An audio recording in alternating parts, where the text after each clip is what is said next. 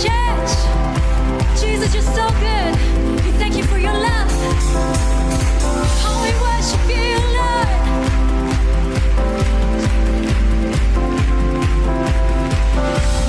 You shine a light into my night.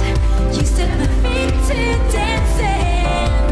Faded to rising as I look upon your grace. We sing Jesus, Jesus, your name, shattering chains, shadows cannot resist your light. Oh Lord, you raise my soul from ashes into light. Pour out your grace, pour out your grace like a flood. You fill my life with greater glory. Your love changing my heart. Jesus, to you be all the glory. Whoa, let your name be lifted higher. Whoa, your grace has set my heart on fire. It's your grace, your love. How we worship you, Lord. Come and set us ablaze. Set me ablaze with passion and praise. Jesus, you destined me to reign. Your power alive in me has overcome the grave. Pour out your grace, pour out your grace like a flood. You fill my life with greater glory. Your love changing my heart. Jesus, to you be all the glory.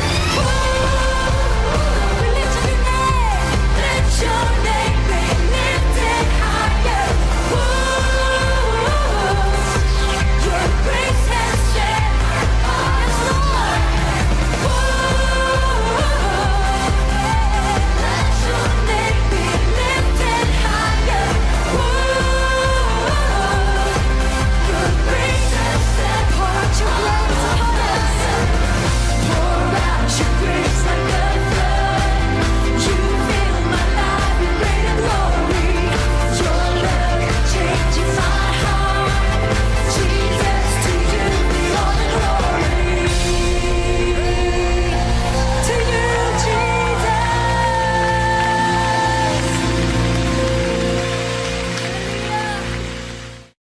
Hoje com o pastor Joseph Prince. Deixe-me ouvir um brado de vitória, irmãos.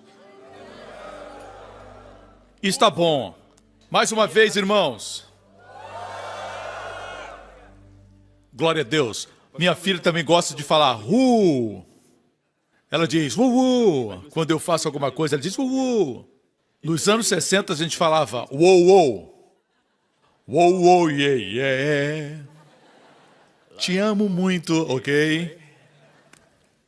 Toda geração quer ser especial, mas em toda geração as roupas mudam, as modas mudam, mas acabam voltando. O homem continua sendo homem, com os mesmos desafios. Mas quando Deus proclamou que Jesus é o sacerdote segundo a ordem de Melquisedeque, amigo, é bom que você saiba que isso cobre todas as gerações. Existe uma frase muito bonita no livro de Hebreus que diz que Jesus tem um sacerdócio imutável. Se você olhar bem, a palavra no grego não quer dizer imutável no sentido único da palavra, mas lá na verdade quer dizer intransferível. Ele tem um sacerdócio intransferível. Todos os sacerdotes que viveram no Antigo Testamento, a propósito, para que você saiba, na história do povo de Israel, existiram aproximadamente 81 sumos sacerdotes, de Arão até o sumo sacerdote Caifás. 81 sumos sacerdotes. Alguns bons, outros maus. Mas uma coisa nós sabemos é que Deus ordenou o ministério do sumo sacerdote. E o Senhor Jesus Cristo tem um sacerdócio intransferível. E por isso a Bíblia diz que Ele é capaz de salvar completamente. Em razão do seu sacerdócio intransferível, sua versão diz imutável, mas é intransferível. Isso quer dizer que todos os sacerdotes, necessariamente, eram obrigados a transferir o sacerdócio porque eles morriam. Quando o povo começava a se aproximar deles, eles morriam. O povo se aproximava deles à procura de Deus, das coisas de Deus. Eles iam a eles quando estavam doentes. O sacerdote era o único que podia declarar o leproso são. Naquela época ele era como um médico. Assim, o sacerdote examinava os leprosos. Dessa forma, todas as necessidades e obrigações para que o povo andasse com Deus foram colocadas nas mãos dos sacerdotes, para que Israel se relacionasse com Deus. E a Bíblia diz que todos os sumos sacerdotes morriam, mas Jesus tem um sacerdócio intransferível. Em outras palavras, quando o sumo sacerdote começava a ter condições de ajudar, quando ele começava a se aproximar do povo, ele ficava velho e tinha que transferir o sacerdócio. E o próximo sacerdote, o filho mais jovem, talvez não fosse tão correto, tão bom como o pai era, talvez não andasse com Deus, talvez quisesse os privilégios do sumo sacerdote, mas não quisesse as responsabilidades. Assim tinha uma outra geração que vivia num deserto, de certa forma. Certo? Aí chegava um outro sumo sacerdote, talvez bom, mas nosso Senhor Jesus, porque ele vive na eternidade, seu sacerdócio é intransferível. E é por isso que a Bíblia diz as seguintes palavras: ele é capaz de salvar o povo completamente. Isso quer dizer totalmente, inteiramente e até o fim. Aleluia. Porque ele tem um sacerdócio intransferível. Outra coisa que descobri, na medida que viajei, li e observei, é que somos uma geração que está altamente conectada. Estamos tão conectados que podemos perceber o que está e o que não está sendo pregado. Eu lembro que um grande homem de Deus, muitos anos atrás, quando eu estava crescendo, e ele disse que uma das coisas mais negligenciadas no corpo de Cristo é falhar em entender e ensinar a respeito do sumo sacerdócio de Jesus. Quando eu ouvi isso, muitos anos atrás, eu orei e disse ao Senhor: por favor, me ensina a respeito do sacerdócio de Jesus. E eu não entendia nada, mas ouvi esse grande homem de Deus dizer que é um assunto negligenciado. Na verdade, a comida sólida no livro de Hebreus é a respeito do sacerdócio de Melquisedeque, nosso Senhor Jesus. Assim eu pedi ao Senhor para me ensinar, e o que eu vou compartilhar com vocês é alguma coisa que veio a mim através dos anos. Ok? Porque hoje você tem um sumo sacerdote. Pense que Jesus Cristo veio e viveu aqui 33 anos, e ele deu sua vida como oferta pelo pecado na cruz, mas ele está vivo, Deus o ressuscitou dos mortos, ele vive como nosso sumo sacerdote. Ele tem estado nessa posição por 2000 anos. O ministério do sumo sacerdote deve ser enfatizado no corpo de Cristo, deve ser ensinado. E muitas pessoas têm a ideia de que o sumo sacerdote hoje está esperando por você, para que você peque, para que ele funcione. E aí você confessa seus pecados, ele perdoe seus pecados. É só isso que sabem sobre o sumo sacerdote. Mas, amigo, eles não entendem que hoje, isso vai ser um choque para muitas pessoas, Jesus não está tirando o pecado. Ele tirou o pecado, lê Hebreus 10, com sacrifício para sempre. Assim, hoje ele não está tirando os pecados, certo? Ele lida com você, sim. Ele é o seu pastor. Ele alimenta você. Hoje o sumo sacerdote é para as necessidades da nossa vida, para as tribulações que nós enfrentamos. Amém? É para a segurança da nossa salvação. É a nossa esperança que nos protege. Ele está aqui por você. Nós temos um forte representante no céu. Amém? Nossa consciência do pecado é tão grande que pensamos que nosso Senhor Jesus Cristo está hoje funcionando como uma oferta pelo pecado e está tirando os nossos pecados. Não, amigo, a razão porque ele é nosso sumo sacerdote é baseado na fundação da obra já concluída no Calvário, onde ele colocou nossos pecados para longe, com um único sacrifício, diz a Bíblia. Amém? Ele tirou os nossos pecados pelo sacrifício dele mesmo e se assentou. Não se assentou porque é o Filho de Deus, ele sempre será o Filho de Deus, mas ele se assentou pelo fato de ter expiado nossos pecados. Se não fosse por isso, ele não se assentaria. Ele se assentou porque ele expiou nossos pecados. Hebreus 1. Ele se assentou. Você me escuta? Hoje ele não está expiando pecados. Se você crer, ele já expiou seus pecados. Amém? O que devo fazer quando pecar? Você fala com ele, não tem problema, mas agradeça pelo que ele já fez. Mas a função do sumo sacerdote, lembre-se que o sumo sacerdote não estava presente durante o período do cativeiro de Israel no Egito. Arão estava lá, mas não era o sumo sacerdote. Não existia quando cruzaram o Mar Vermelho. Não estava presente quando eles chegaram no Monte Sinai. O sumo sacerdote foi uma provisão que Deus deu para a jornada do deserto. Quantos sabem que a nossa vida terrena é o nosso deserto? Quem pode dizer amém? Assim, tudo que aconteceu com Israel no deserto serve como exemplo, como tipologia para nós. Aprendemos muito, por exemplo, que precisamos do maná todos os dias. O maná caía todos os dias bem cedo de manhã e eram porções pequeninas de Cristo. Amém? E Jesus disse, eu sou o pão da vida. Amém? Não aquele maná que era um tipo de mim, disse Jesus. Eu sou o pão, o verdadeiro alimento. Eu sou o pão da vida, meu irmão. Amém? O pão da vida desceu e nós participamos todos os dias. Muitos não se alimentam, não creem, nem só de pão viverá o homem. Alguns não creem nisso, por isso vivem enfermos espiritualmente, vivem cheios de estresse e preocupações e depressão, não entendem que o homem não foi criado para comer somente alimento, mas toda a palavra que procede de Deus. Não é o suficiente comer só no domingo, irmão. Posso ter um amém? Qual a função do sumo sacerdote? Vejamos aqui, Hebreus capítulo 5. Porque todo sumo sacerdote tomado dentre os homens. Eu amo esse versículo, porque Deus me mostrou alguns anos atrás, quando eu estava estudando, Deus destacou algumas coisas para mim e eu comecei a entender.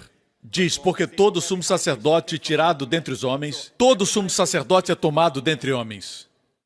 Todo sumo sacerdote procede dos homens. Alguns anos atrás, Deus me perguntou por que Arão, irmão de Moisés, foi escolhido para ser sumo sacerdote. Moisés era o líder, Moisés era aquele com quem Deus falava, Moisés tirou o povo do Egito, os conduziu através do Mar Vermelho, os trouxe para o Monte Sinai, Moisés recebeu as 2 tábuas da lei. Ainda assim, Deus escolheu Arão para ser o sumo sacerdote, tomado dentre os homens. Mas eu não consegui encontrar a resposta. Eu sei que já compartilhei isso antes, mas naquela época eu não tinha resposta. E o Senhor me deu esse texto, porque todo sumo sacerdote tomado dentre os homens é constituído a favor dos homens das coisas concernentes a Deus, para que ofereça dons e sacrifícios pelos pecados. É isso que eles faziam naquela época, certo? Hoje Jesus só oferece dons, não oferece mais sacrifícios pelo pecado, certo? E possa compadecer-se eternamente dos ignorantes. Muitos pecam porque são ignorantes. Por isso Paulo disse, não sabeis vós, não sabeis que julgarão os anjos e não conseguem julgar as causas entre vocês? Por que brigar e pelejar? Irmãos, julgaremos os anjos, amém? E porque alguns dizem ser de Apolo e outros dizem ser de Paulo e outros desse e daquele, vocês não sabem que tudo é de vocês? E no que se refere à imoralidade sexual, vocês não sabem que o corpo de vocês é templo do Espírito Santo? Quando você anda, o templo anda. E o templo de Deus é lindo. O design original é lindo. Amém? Deus diz, a razão porque Deus instituiu o sumo sacerdote é para ter compaixão dos ignorantes. Se não são ignorantes, vivem desviados. Existem muitos desviados hoje, talvez os seus filhos, o seu marido, a sua esposa, muitos estão desviados. O Senhor tem compaixão deles, ok? Pois também Ele mesmo está rodeado de fraqueza. Você entende agora porque Deus escolheu Arão o irmão de Moisés e não Moisés. Onde estava Arão quando Israel estava sofrendo os açoites dos duros senhores egípcios? Ele estava entre o povo. Onde estava Moisés naquela época? Estava no palácio real, vivendo uma vida tranquila. Por isso Deus ordenou que o sumo sacerdote fosse tirado dentre o povo que estava sofrendo. Deus não queria alguém que vivia em luxo.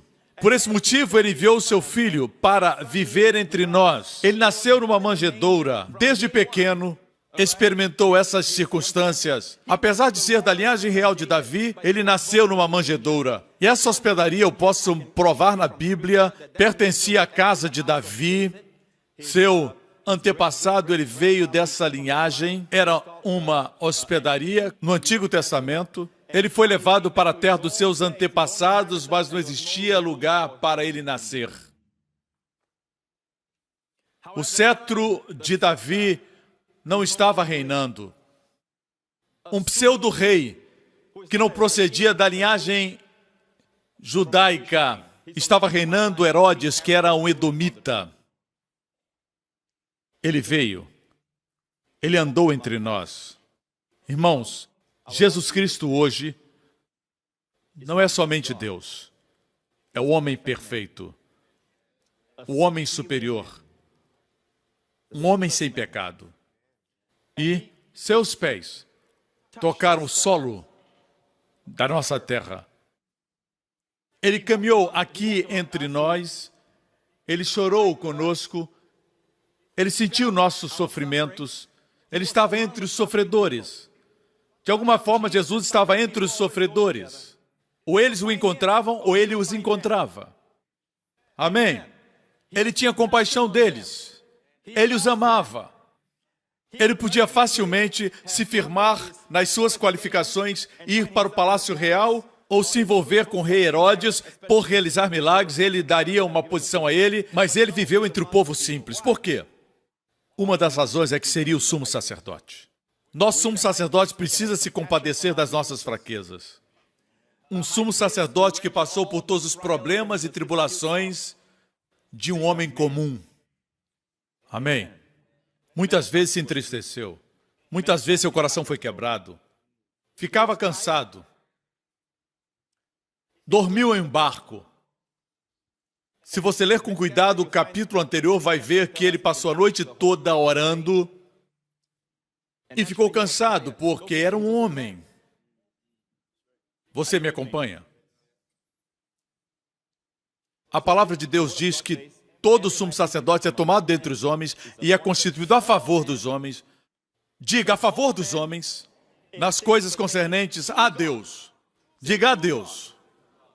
A favor dos homens a Deus. É para benefício do homem para com Deus. Eu gosto de ilustrar assim, veja, não é um profeta. Um profeta é de Deus para o homem. Ele fala da parte de Deus para o homem. Mas o sacerdote fala para Deus em favor do homem.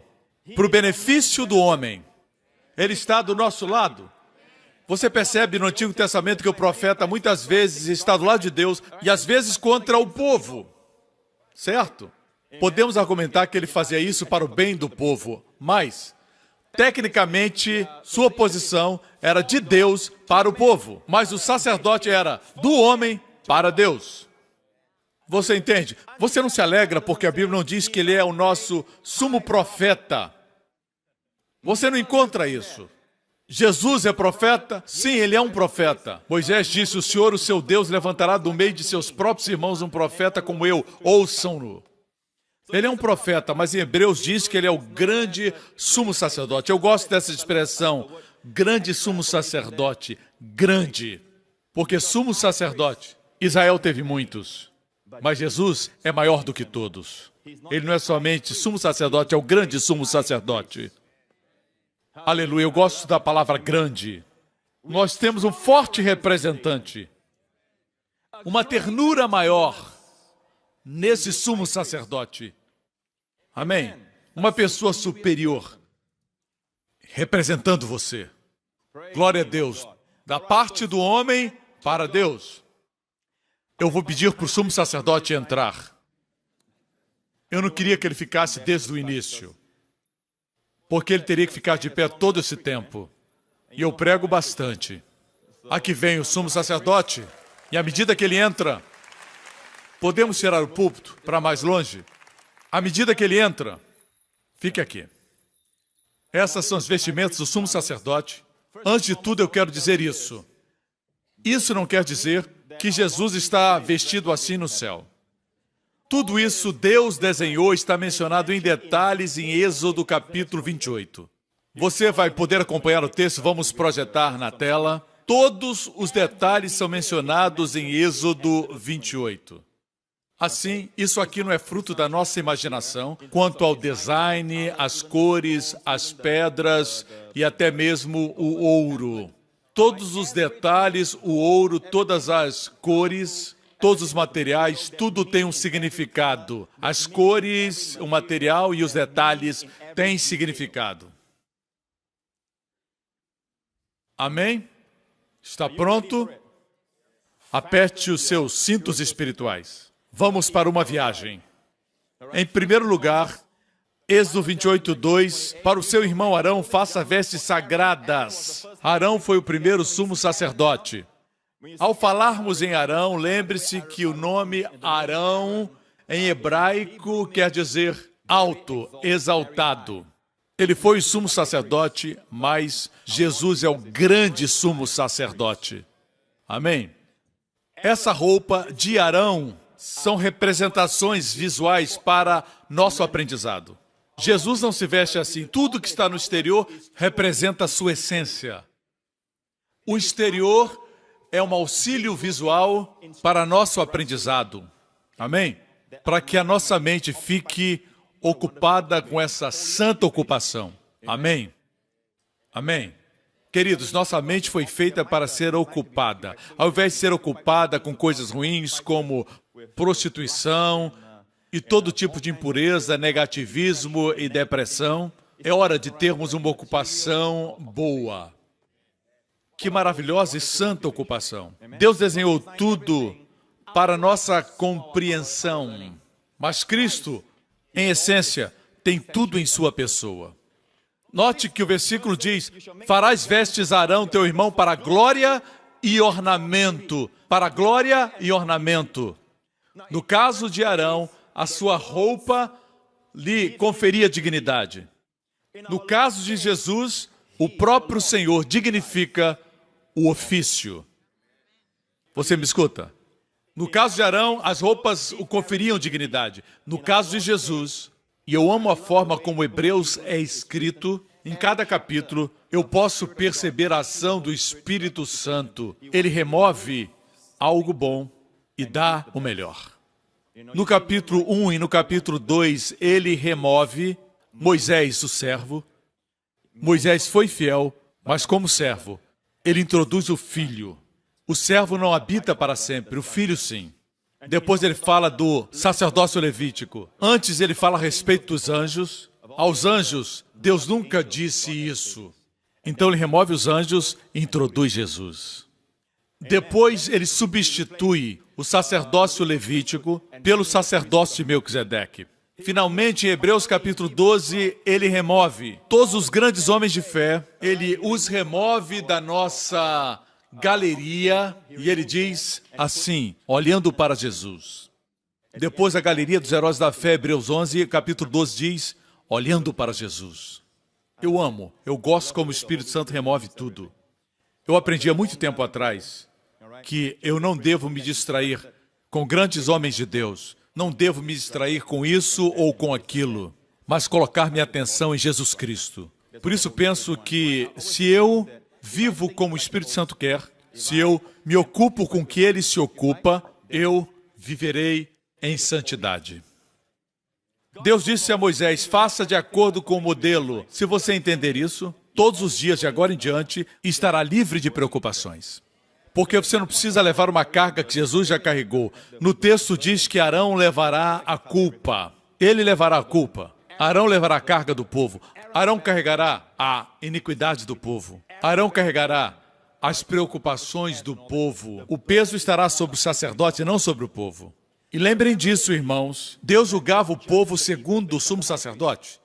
Eu já disse isso. Como estava o sumo sacerdote, assim estava o povo. Se a nação fosse boa e o sumo sacerdote mau, Deus rejeitava a nação, porque a posição deles dependia do sumo sacerdote. Você pode dizer, isso não era justo, mas veja a sabedoria de Deus. Isso é muito bom porque quase sempre o povo fracassa. Mas o sumo sacerdote não podia fracassar. Era melhor um não fracassar do que toda a nação fracassar. Nós vemos um pouco disso quando Davi enfrentou Golias em Israel, certo? E eles se encontraram com os filisteus no vale de Elá. Golias disse, não precisamos batalhar, envia o campeão. E se eu perder? Se eu perder? Ele tinha certeza que ia ganhar. E Deus enviou um pastorzinho, um jovem talvez com 17 anos. Seu nome era Davi. Você conhece a história, mas a vitória de Davi não foi pessoal. Ele não enfrentou Golias como Davi, mas como Israel. E Jesus, quando foi para a cruz, não foi sozinho, ele foi representando todos nós. Para que possamos dizer, eu fui crucificado com Cristo. Amém. Eu ressuscitei com Cristo. Vocês me escutam? Todos nós sofremos o juízo dos nossos pecados, mas na pessoa de Cristo. Amém? No Antigo Testamento, sempre que alguém sofre juízo, logo depois Deus demonstra favor. Quando Israel passou por juízo, por causa da idolatria, Deus logo depois lhes mostrou favor porque passaram pelo juízo. Se aceitassem o juízo, o julgamento era executado e o favor vinha. No nosso caso, não vamos passar por juízo, porque Cristo é o nosso juízo. Mas você precisa se submeter ao juízo. Na pessoa de Jesus, então o favor vem. No tabernáculo, Deus disse a Moisés, faça tudo segundo o padrão. No tabernáculo são 3 cores que dominavam. Vermelho, azul e o roxo. Eu devo explicar como a Bíblia apresenta. 24 vezes o livro de Êxodo está sempre nessa ordem. O azul, temos a cor azul, roxo e vermelho. Sempre nessa ordem, sem variação. Azul, roxo e vermelho. E dominava tudo. Por exemplo, o portão. Vejamos o vídeo uma vez mais. Vamos descer. O acampamento das tribos era assim, em forma de uma cruz. Veja o portão. E o portão tem essas cores. Ok? A 4ª cor é o linho fino, que é branco. Muitas vezes não dá para ver o branco, porque as outras cores sobrepõem. O linho branco era tingido com essas cores. Você me segue? Sempre, nas 24 vezes mencionadas no livro de Êxodo, é sempre o azul, diga azul, roxo e vermelho. Agora, veja isso, azul e vermelho. Se você olha para esse material e você coloca um ao lado do outro, não é uma combinação bonita. São cores fortes. Não é agradável aos olhos. Aqueles que trabalham com decoração sabem o que eu estou dizendo. São cores muito fortes. O azul representa o celestial, a divindade de Deus. Amém? Representa o Evangelho de João, a divindade. O vermelho representa o homem. Na verdade, o nome Adão, que é homem, vem da palavra vermelho, sangue.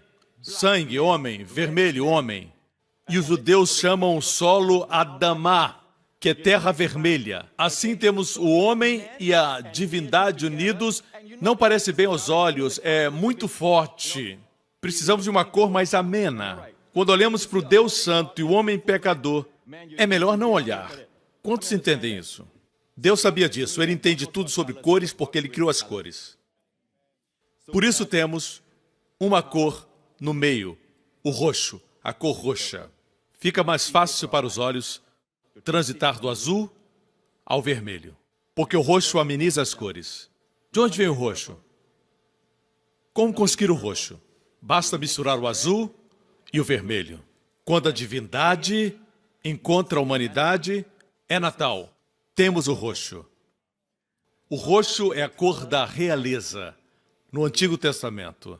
Assim, essa cor, juntamente com o linho, predomina. A propósito, todas as cores representam os 4 evangelhos. Mateus, Marcos, Lucas, João. João é o azul, significa o celestial. Temos o roxo, que é o evangelho do reino, que é Mateus. Temos o vermelho, que é o evangelho do servo sofredor de Deus, que é Marcos. E temos o homem perfeito, no evangelho de Lucas, que é o linho.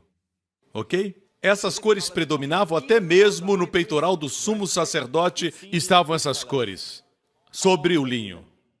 Vemos essas 3 cores. E o linho que ele vestia era bordado. Ok?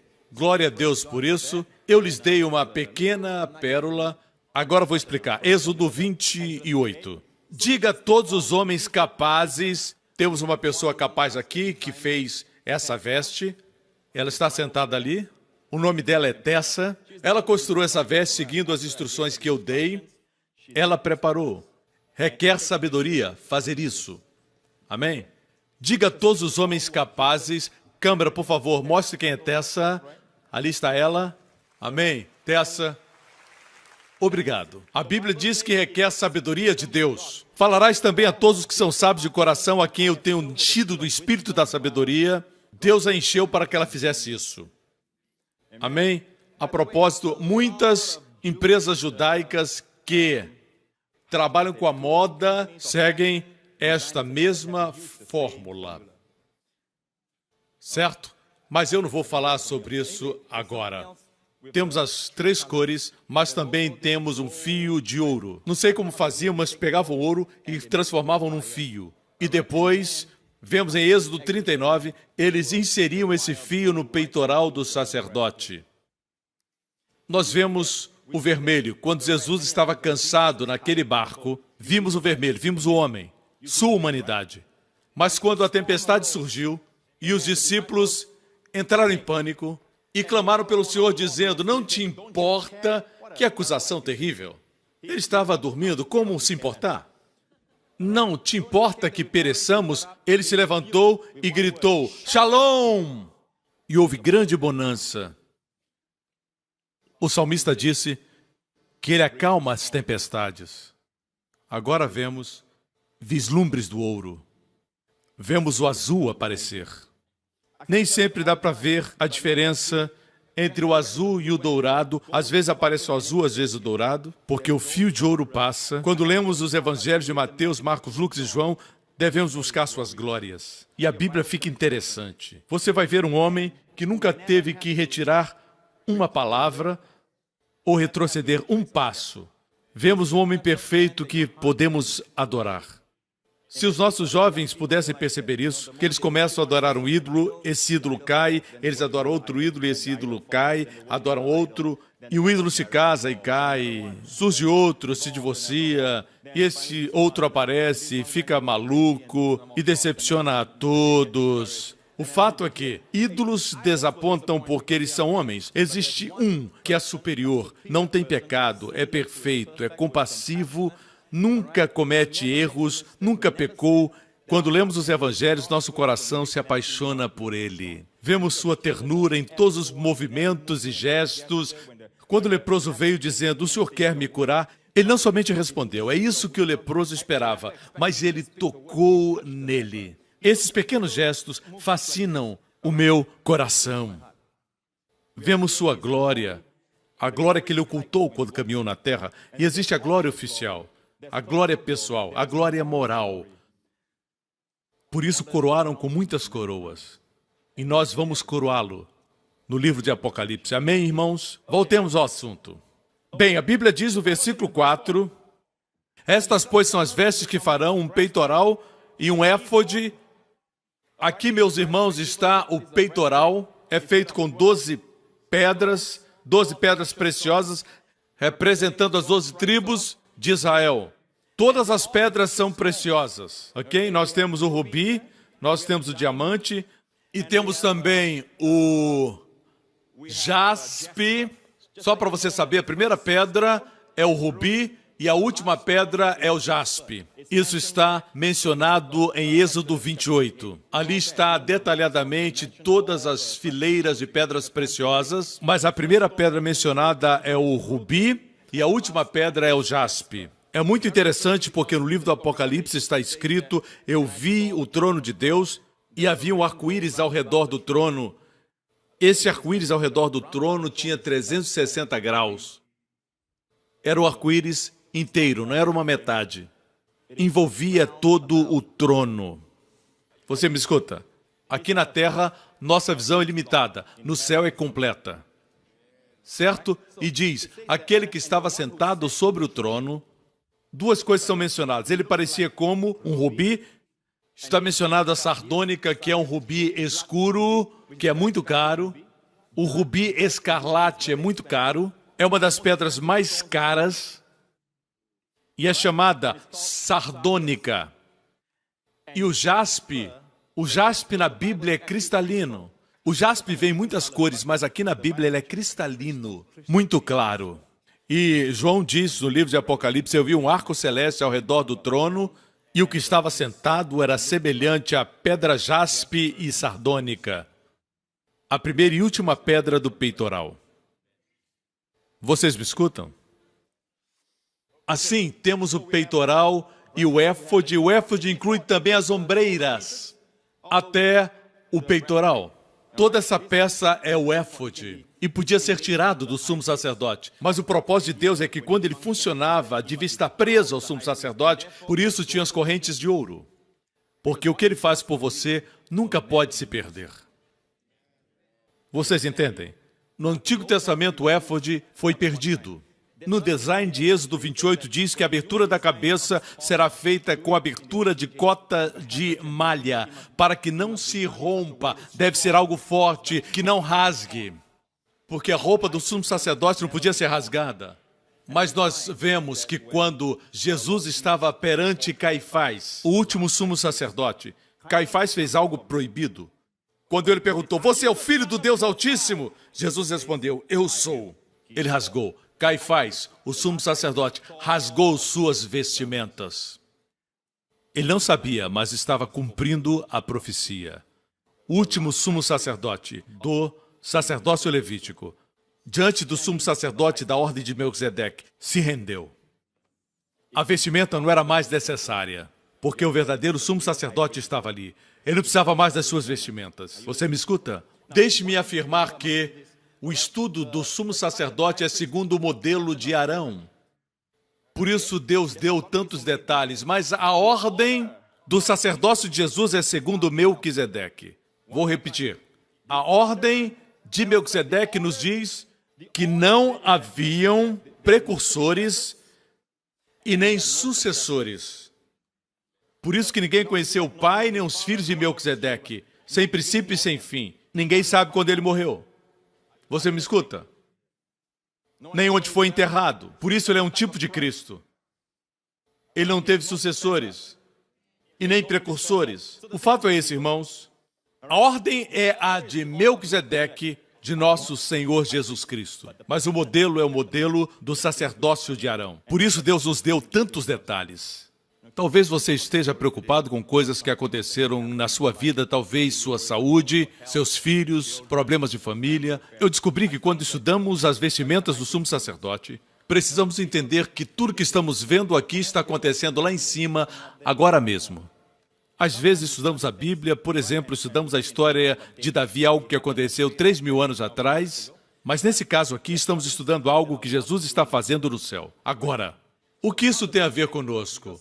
Alguns novos convertidos se preocupam sempre e dizem, será que eu realmente sou salvo? Posso perder minha salvação? E se preocupam com isso ou com aquilo com respeito à salvação. Não estão seguros. São novos na fé. Se não está seguro da salvação, você é um bebê em Cristo. É assim que a Bíblia define. Os crentes maduros estão seguros da sua salvação, mas têm preocupações a respeito de problemas da família, problemas com os filhos, necessidades da vida diária, como a saúde. Mas escute com cuidado. O ministério de Jesus inclui tudo. Dá segurança, amém? Nos dá segurança porque as 12 tribos que estão representadas, a primeira é Judá e a última é Dan, estão aqui no peitoral. As pedras são de acordo com a forma como estavam acampados. Quando andavam, a tribo de Judá estava sempre na frente. Dan era sempre a última. E a arca estava no meio. Ok? Mas nas ombreiras, ligadas pela corrente de ouro, estavam também representadas as 12 tribos, 6 desse lado e 6 deste. Ok? E nas duas pedras estão escritos os nomes das 12 tribos de acordo com o nascimento. E tomarás 2 pedras de ônix e gravarás nelas os nomes dos filhos de Israel, 6 dos seus nomes numa pedra e os outros 6 nomes na outra pedra, segundo as suas gerações. Segundo as suas gerações. Ok? Aqui o primeiro nome não seria Judá, mas seria Ruben, depois Simeão, depois Levi, então Judá. E quem foi o último filho? Benjamim, de acordo com suas gerações. Mas aqui é de acordo com as tribos. Versículo 21. E serão aquelas pedras segundo os nomes dos filhos de Israel, 12 segundo os seus nomes, cada um com seu nome para as 12 tribos. A ordem das tribos não era a ordem do nascimento, mas como estavam acampados, Judá estava sempre na frente. Em todos os desafios, diante de todos os inimigos que Israel enfrentou, qual a tribo que estava na frente? A tribo de Judá. O que a Bíblia está dizendo é que a primeira resposta a qualquer desafio que você tem é o louvor, porque Judá significa louvor. Amém? Sua primeira resposta é o louvor ao Senhor. Outro dia eu estava dizendo à minha esposa que tenho percebido que Justin repete tudo que falamos, inclusive quando cantamos. Eu disse para ela, eu acho que devemos usar mais essa linda frase, glória a Deus, aleluia, ainda mais, com os nossos filhos, porque somos modelo deles. Por alguma razão, muitos não gostam mais de dizer glória a Deus, aleluia, ou louvado seja o Senhor. Eu não estou interessado em falar a linguagem da Babilônia. Não existe palavra melhor do que aleluia. Quanto mais aleluia, melhor. Eu gosto do que diz meu amigo Don. Para falarmos aleluia 7 vezes. Ele conta a história de uma menina que foi curada de leucemia, falando aleluia 7 vezes. Isso não é algo mágico. Só para que você saiba. O que estou falando que é bom para o homem louvar ao Senhor. Quando Deus diz que é bom para o seu corpo, para o seu sangue, para a sua próstata, para todo o seu corpo. Amém. Se Deus diz que é bom louvar ao Senhor, é bom. Não é verdade, irmão? Amém. Aleluia. Ele fala, ele finalmente falou. Amém. Que bom. Está tudo bem aí? Veja isso. Nomes nos ombros, nomes no coração. Nomes nos ombros significa que somos todos iguais. Quando nascemos, de novo, nascemos todos em posição igual diante de Deus. Mas no seu coração, Ele não nos vê como uma multidão, todos iguais. Ele nos vê iguais, sim, mas com diversidade. E na diversidade estão diferentes belezas. Com o seu coração, em seu amor, é assim que Ele nos vê. Ele nos vê lindos, coloridos. Ele vê você e cada um de nós individualmente. Ele não vê assim, esse aqui é o rubi, esse aqui é o jaspe, esse aqui é o diamante, esse aqui é o topázio, esse aqui é uma pedra. Esse aqui é granito. Não, ele vê em nós belezas diversas, mas belezas. Aqui vemos a unidade com a diversidade.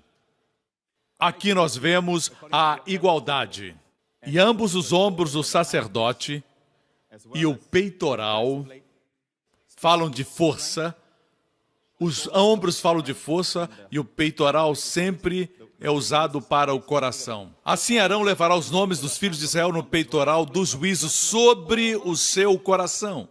Quando entrar no santuário, Deus podia ter dito sobre o peito, mas se Deus disser sobre o peito, é óbvio que está sobre o peito, mas Deus diz sobre o seu coração. Coração fala de amor.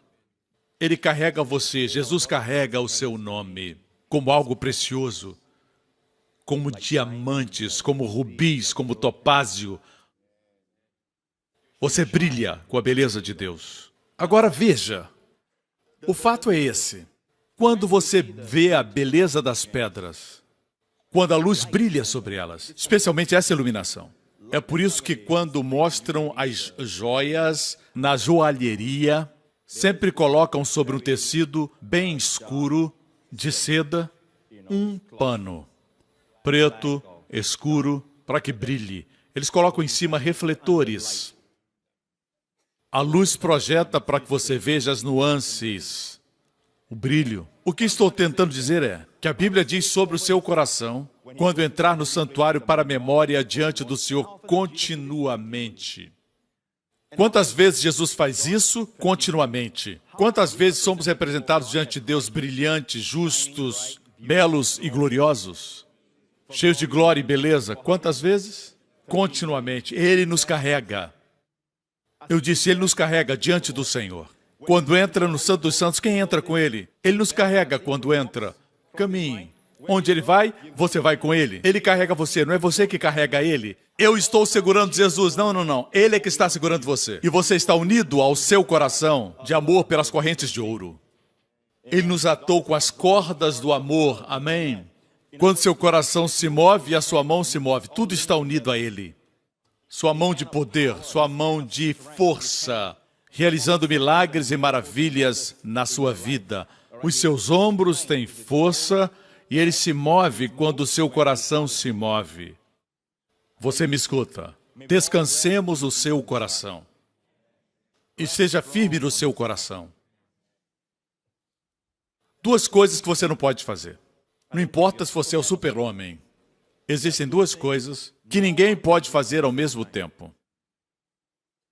Não pode confiar e preocupar-se. Se você se preocupa, você não confia. Acredite em mim. Não pode confiar e se preocupar. Se preocupa, não está confiando. Se você confia que Ele carrega as suas preocupações, você descansa. É desse jeito. Se eu for à corte e tiver um advogado me representando e ele defende a minha causa diante do juiz e eu acho que ele não está fazendo um bom trabalho. Imagine isso, você já deve ter visto isso nos filmes. Você se levanta, interrompe o seu advogado e começa a falar com o juiz. O que o juiz faz? Ele diz, sente-se, Joseph Prince. Sente-se, certo? Você tem um advogado que lhe representa. Ele é bem mais qualificado, eu o conheço pessoalmente. Ele pode representá-lo bem. Sente-se e deixe ele trabalhar. Por quê? Você tem alguém que representa melhor do que todos os sacerdotes de Israel hoje, em seu favor, diante de Deus. Por favor, se sente. Sente-se e descanse. Ele carrega as suas preocupações e cuidados. Ele faz você brilhar sem se importar com seus problemas. Não, Ele cuida. Seu coração tem compaixão. O mesmo coração que se compadeceu das multidões, nas montanhas, como nos mostra Mateus, e vendo as multidões teve grande compaixão delas. Esse é meu Jesus. Ele se moveu por compaixão delas, porque andavam cansadas. É a mesma palavra usada para desgastado, sem forças, quer dizer fadigadas, sem nenhuma energia, desgastadas e desgarradas, como ovelhas que não têm pastor. É interessante perceber que o ministério do sumo sacerdote e do pastor são muito semelhantes. Veja que quando viu as multidões cansadas e desgarradas, muitos pregadores hoje diriam, estão desgastadas porque são rebeldes, por isso estão nessa condição, porque não vêm à igreja, estão desgarradas, não vale a pena correr atrás delas. Eles dizem isso. Por que estavam desgarradas? Porque não havia pastor. Jesus não as julgou, mas teve compaixão delas. Por que estavam cansadas? Por que nós, quando vemos as pessoas cansadas, nós as julgamos? Quando estão desgarradas, as julgamos. Estou falando de multidões que estavam desgarradas. Algo está errado quando a igreja tem muitas pessoas cansadas e muitas pessoas desgarradas. Não estou me referindo a uma ou duas pessoas que talvez estejam em disciplina. Quando existem muitas ovelhas desgarradas é porque não existe pastor. Por isso estão cansadas. Veja como Jesus as via. Se um alfaiate visse todas aquelas ovelhas, diria, oh, Posso fazer muitos casacos de toda essa lã. Ele está atrás da lã.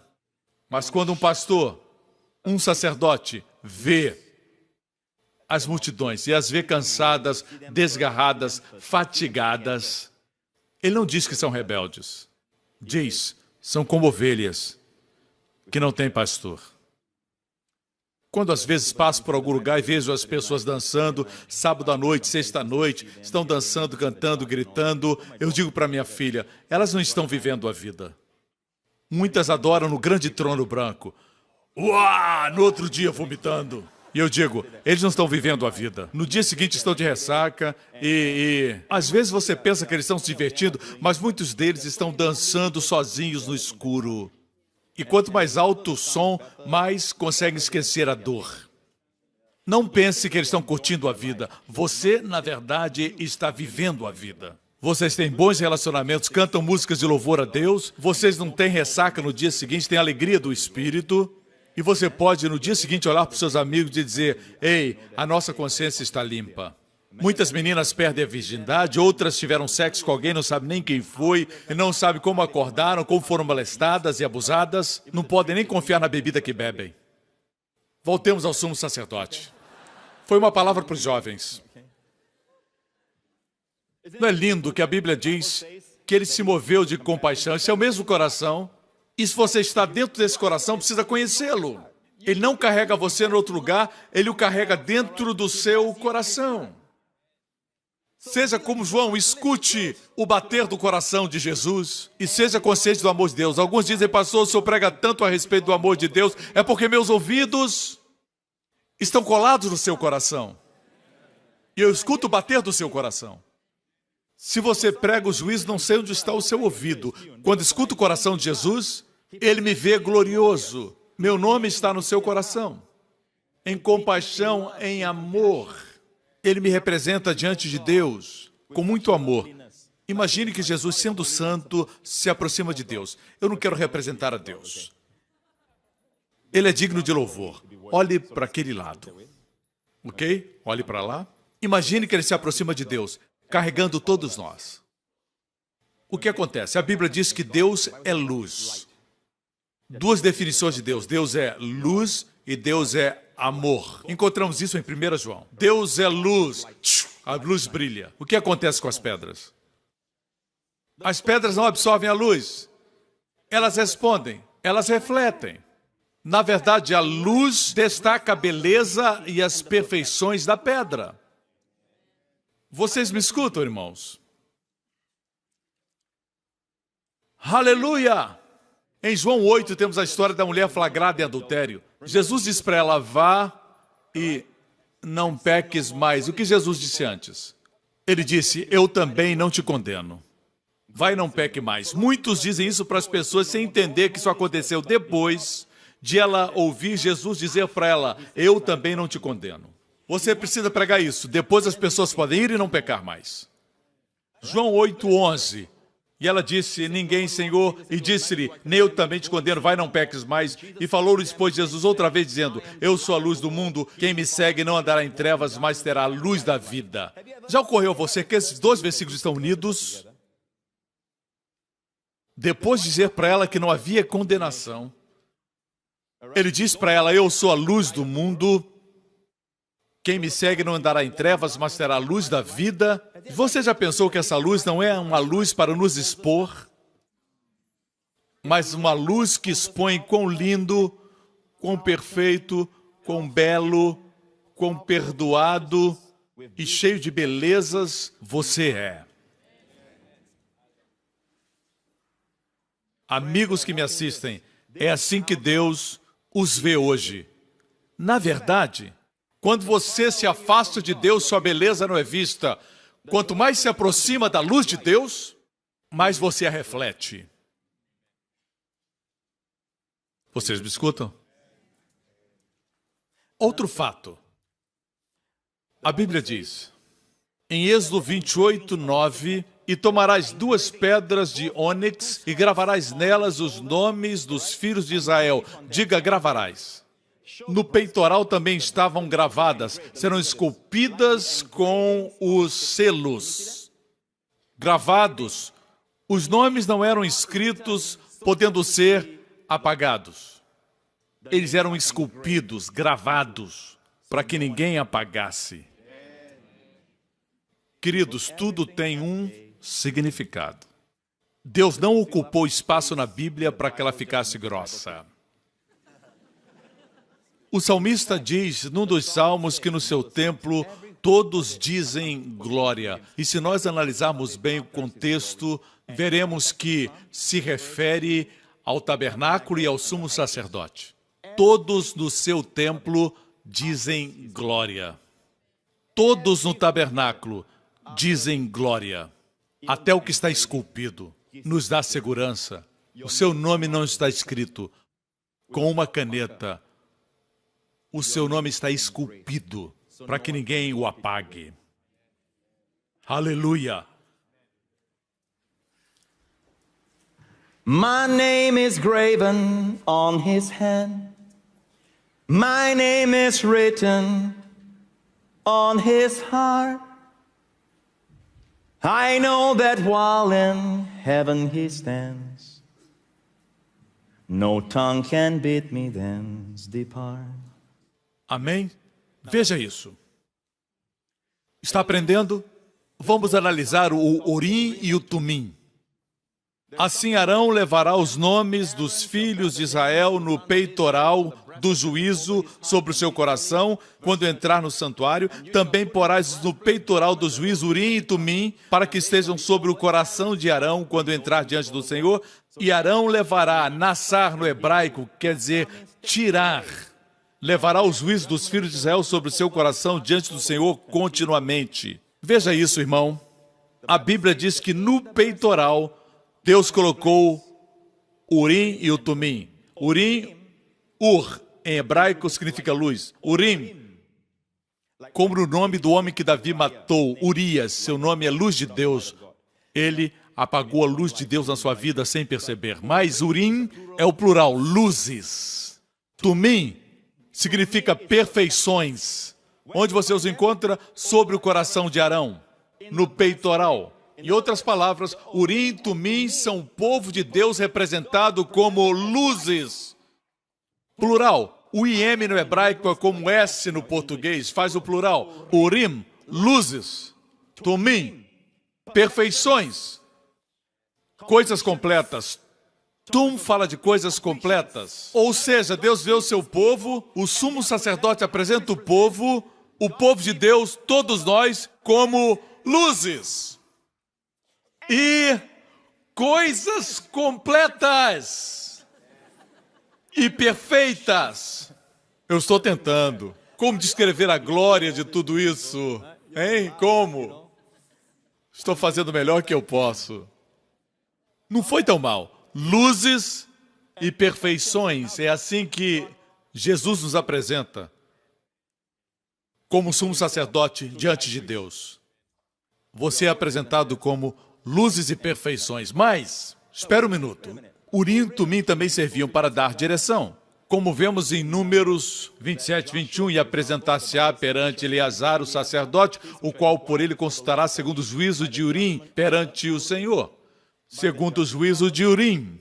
O que é Urim? Luzes. Josué ficaria de pé, vire-se um pouquinho para mim, imagine que eu sou Josué, Josué está diante do sumo sacerdote, ok? Naquela época era Eleazar, o filho de Arão. Arão havia morrido e sido enterrado no Monte Ebal, certo? E eu pergunto, posso perseguir o inimigo ou não devo? O sumo sacerdote está olhando para o peitoral e eu estou olhando para o peitoral porque aí estão as luzes. Deixe-me dizer que você nunca vai receber direção de Deus se enxergar o povo de Deus como sujo. Se você olhar para o povo de Deus maculado pelo pecado e sujo, como se essas pedras estivessem sujas, como poderá receber as luzes? Só vai ver luzes quando receber luzes das luzes. Só vai ter direção perfeita quando vier das perfeições. Eu não estou dizendo que porque as pessoas agiram corretamente, elas receberam as luzes. Não. Nunca, jamais esqueça isso. É de suma importância que você escute. Tudo isso não é pelo que nós fizemos por nós mesmos, mas pelo que Ele fez por nós. Está fundamentado na obra completa. E em função dessa obra, Ele pode nos apresentar assim. Me acompanham? Então, como funciona?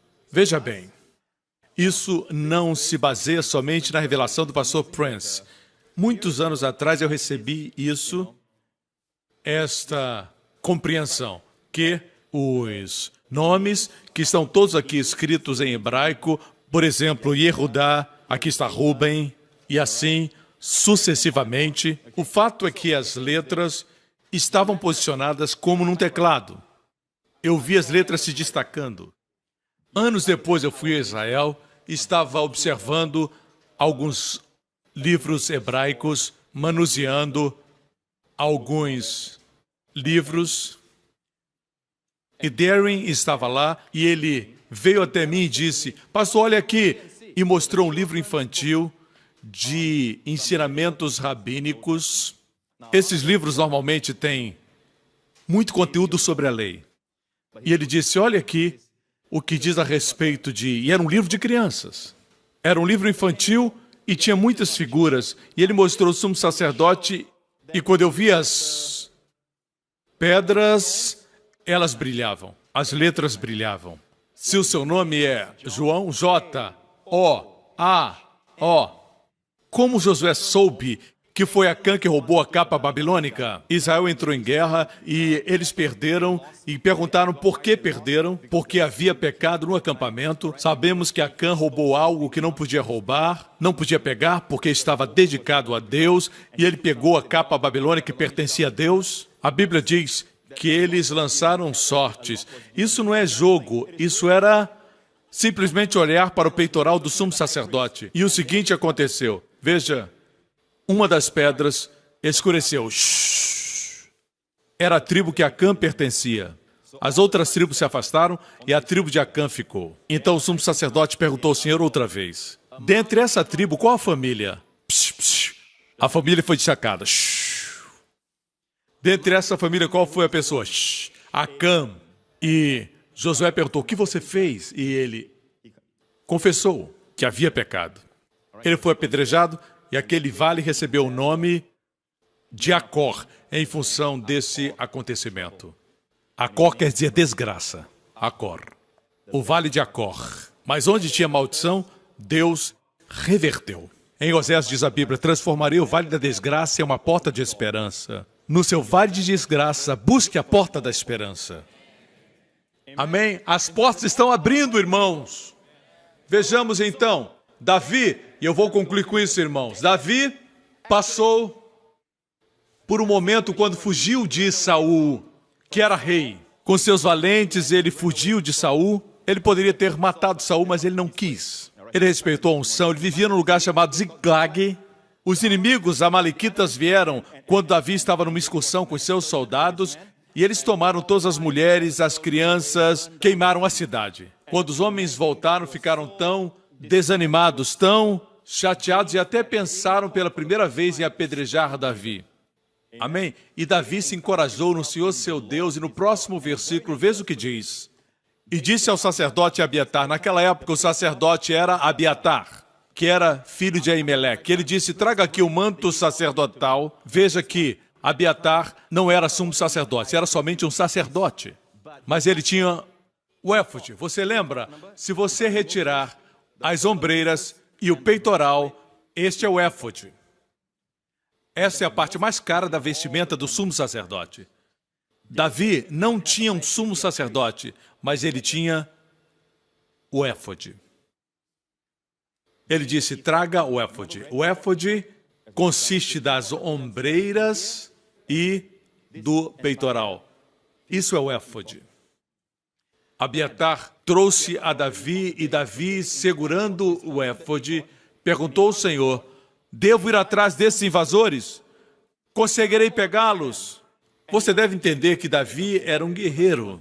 Por que perguntar a Deus se tinham levado as mulheres e as crianças? Você subiria no seu cavalo e diria: eu vou atrás de você, eu vou lhe pegar. Mas Davi era um homem de Deus. Ele queria a confirmação de Deus. Por isso ele perguntou ao Senhor. Ele teve tempo para perguntar. Ele tomou tempo para perguntar ao Senhor. Não se apresse, para que não se arrependa de suas decisões anos depois. Tome tempo. Sua vida é preciosa. Você é precioso. Davi tomou tempo para perguntar ao Senhor: devo ir atrás desses invasores? Conseguirei pegá-los?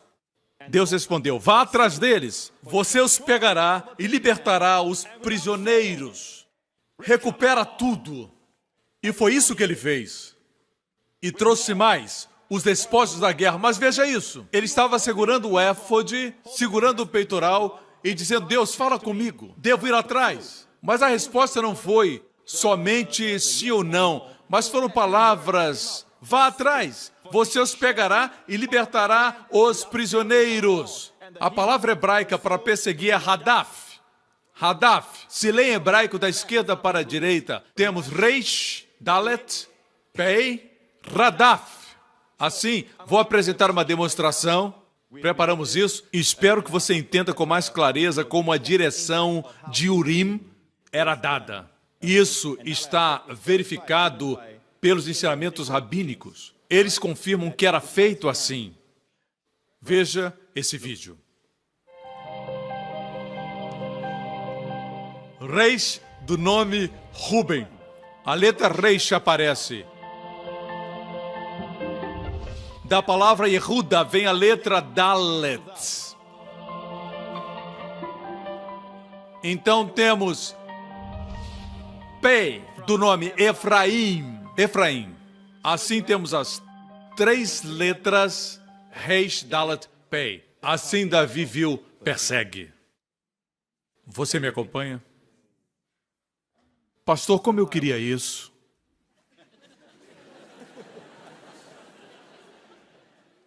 Não, irmãos. Às vezes, quando eu ensino isso, parece que eles tinham coisas melhores, mas a Bíblia diz que Cristo nos trouxe melhor conserto, melhor sacrifícios, o ministério mais excelente. Mesmo com respeito à nossa direção, irmãos, a nossa é melhor. Eles podiam perder o éfode.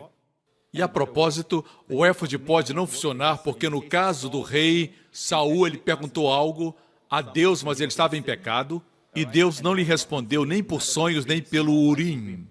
A Bíblia diz: nós temos dentro de nós o Espírito Santo. Onde encontramos o Urim e o Tumim? No peitoral. De onde Deus fala? Do peitoral.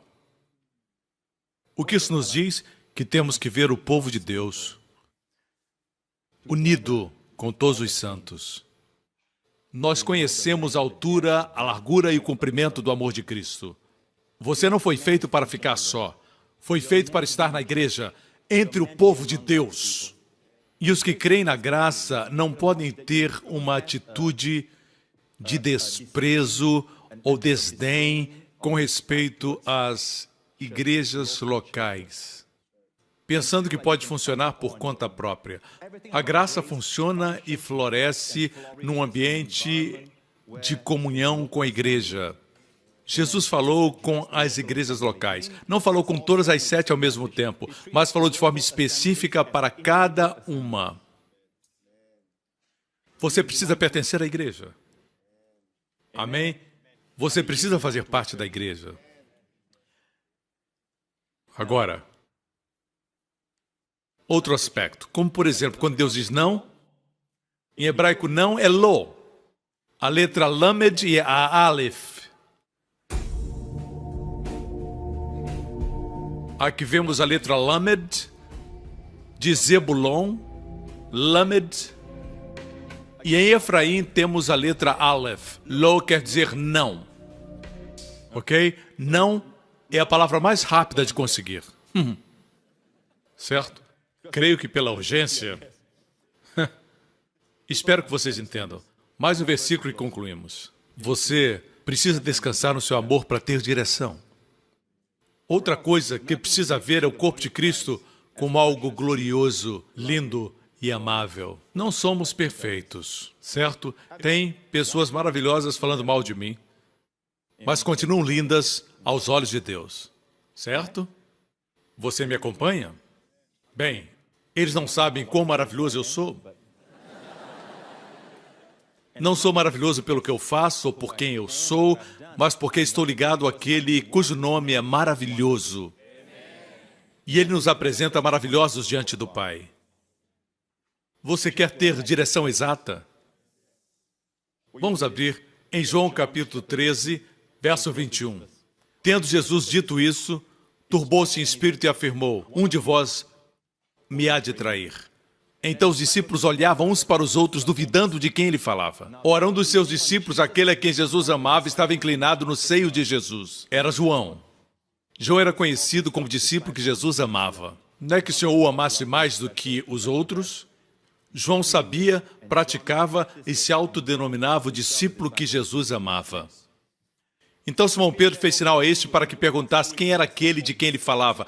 Pedro foi aquele que, naquela mesma noite, tinha se orgulhado do amor que tinha por Jesus. O maior mandamento é amarás a Deus de todo o coração. Ele se orgulhava do seu amor, mas nesse momento se sentia distante. Mas João se orgulhava do amor de Jesus por ele. Se reclinou no peito de Jesus. Até Pedro podia sentir que João estava mais próximo. O que estou ensinando hoje vai aproximar você do Senhor. Inclinando-se sobre o peito de Jesus, disse-lhe: Senhor, quem é? Jesus respondeu: é aquele a quem eu der o bocado molhado. E molhando o bocado deu a Judas Iscariotes, filho de Simão. Somente duas pessoas sabiam quem era o traidor: o Senhor e João. O Urim e o Tumim revelaram o segredo. Mas como foi revelado? Veja como foi feito. Pedro perguntou a João, sinalizando talvez com seus olhos. E reclinando-se no peito de Jesus, João perguntou: quem é?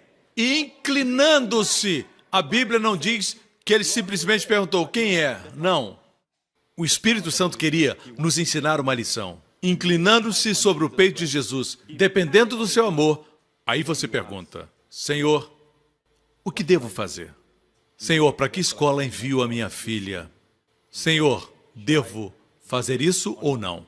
Senhor, mas inclinando-se no peito do Senhor, meus irmãos, não percam isso. Inclinando-se sobre o peito do Senhor, dependendo não do seu amor. Você não inclina sobre o seu próprio peito. Você não depende do seu amor. Alguns dizem: ó, Pastor Prince, a Bíblia diz, amando ao Senhor de todo o coração, de toda a força. Isso é se inclinar ao seu próprio peito. Ninguém consegue guardar essa lei. Nenhum homem. Somente um guardou, Jesus. Jesus diz: essa é a lei, agora olhe para mim. Porque Deus amou o mundo de tal maneira que deu seu Filho unigênito. Deus nos ama de todo o coração. Amém? Temos que depender do amor dele. Agora amamos a Deus, amamos o próximo, amamos porque ele nos amou primeiro. Eu oro para que você aprenda isso. Coloque a sua mão assim. Os problemas que você está experimentando, por que você os carrega? Por que se preocupa quando pode confiar? Ou você confia ou se preocupa? É um problema de saúde? É alguma coisa que tem a ver com seus filhos? É uma questão na família? Sua carreira, seus negócios, seus estudos?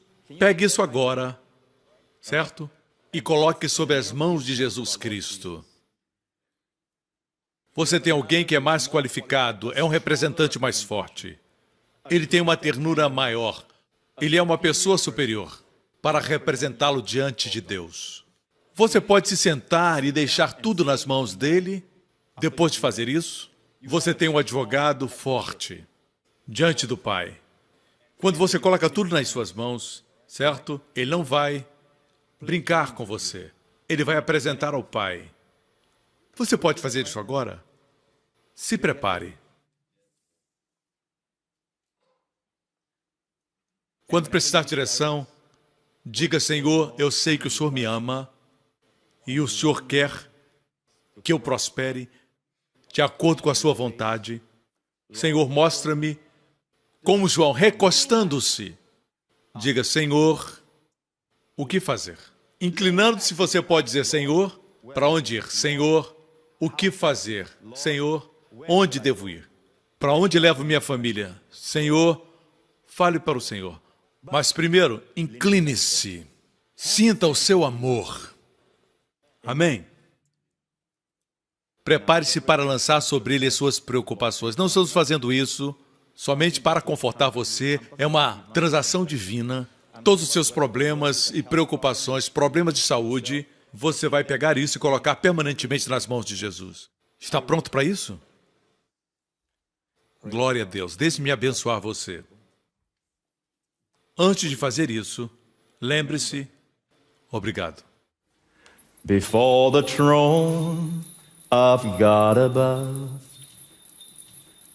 I have a strong and perfect plea, a great high priest whose name is love, whoever lives and pleads for me, whoever lives and pleads for me. My name is graven on his hands, my name is written on his heart. I know that while there he stands, no tongue can bid me thence depart.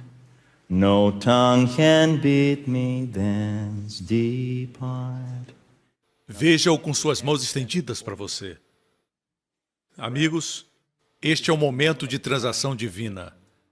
Quero que use as palavras permanentemente, irrevogavelmente, quando entregar. Não pegue de volta. Veja esse momento.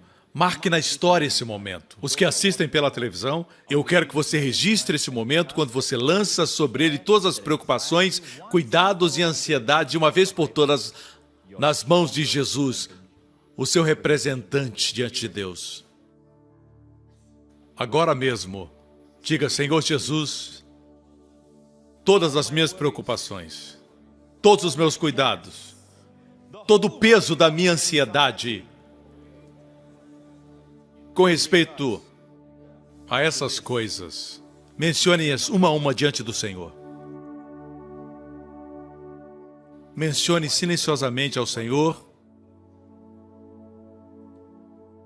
e diga: Senhor, Senhor Jesus, seu coração bate por amor por mim. O Senhor me apresenta glorioso, brilhante, incandescente como as luzes, as perfeições no seu coração de amor. Senhor Jesus, obrigado. Obrigado por me amar. Nas tuas mãos feridas, agora eu lanço todas essas preocupações e cuidados nessas áreas. Estão agora nas tuas mãos. Eu coloco nas tuas mãos em caráter irrevogável, permanente e eterno. No nome de nosso Senhor Jesus. Amém. Eu sou livre. Eu sou livre. Está nas mãos de quem? Nas mãos do Senhor. Cabeças baixas e olhos fechados, você que está assistindo. A Bíblia diz claramente que Cristo morreu pelos pecadores. Todos pecamos, todos nós, e como ovelhas nos desgarramos.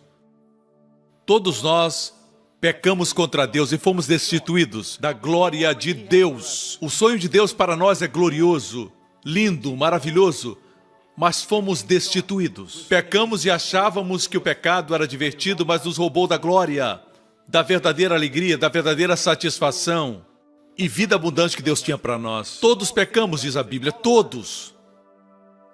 E fomos destituídos da glória. Mas a Bíblia diz que Deus amou o mundo de tal maneira que enviou o seu Filho para morrer por nós, para que todo que nele crê não pereça, mas tenha vida eterna.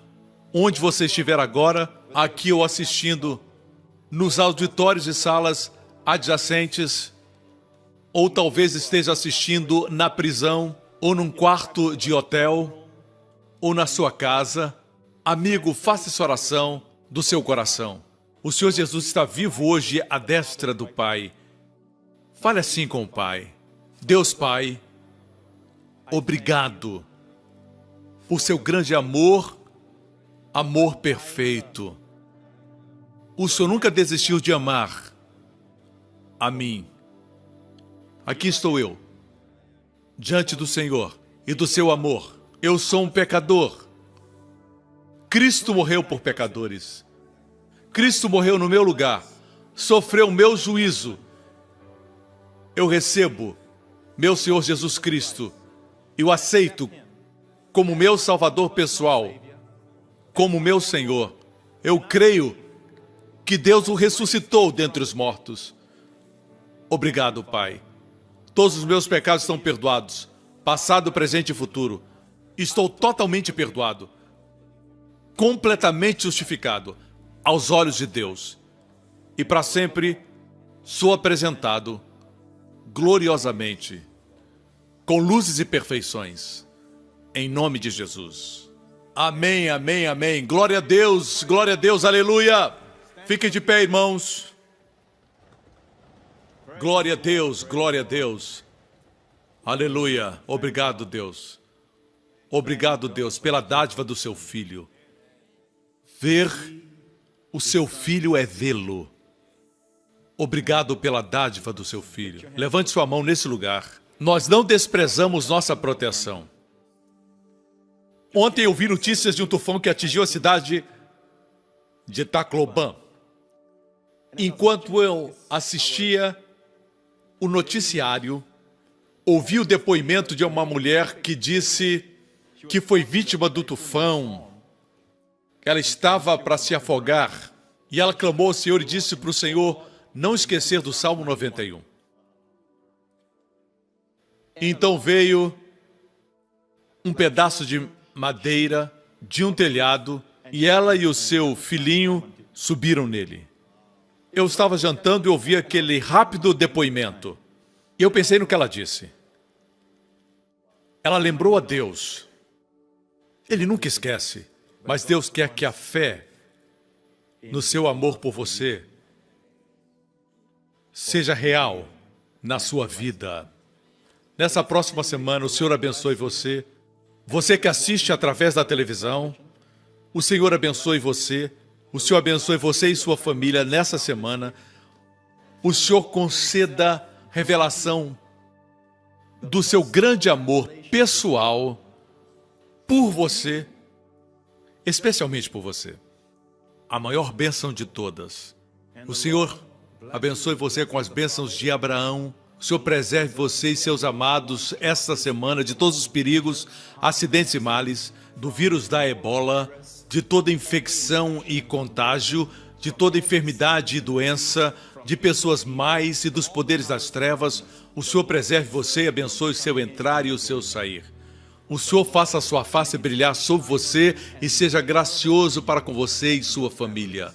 Que você esteja no lugar certo, na hora certa, durante esta semana, experimentando o favor de Deus. O Senhor levante a sua face sobre todas as famílias que escutam a minha voz e conceda a você e aos seus sua maravilhosa plenitude, saúde e paz. Shalom.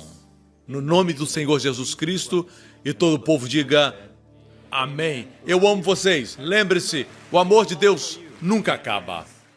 Obrigado por sintonizar no programa de hoje. Esperamos que tenha sido uma bênção para a sua vida. Para mais informações sobre o programa da Igreja New Creation, acesse o site ncctv.org.sg.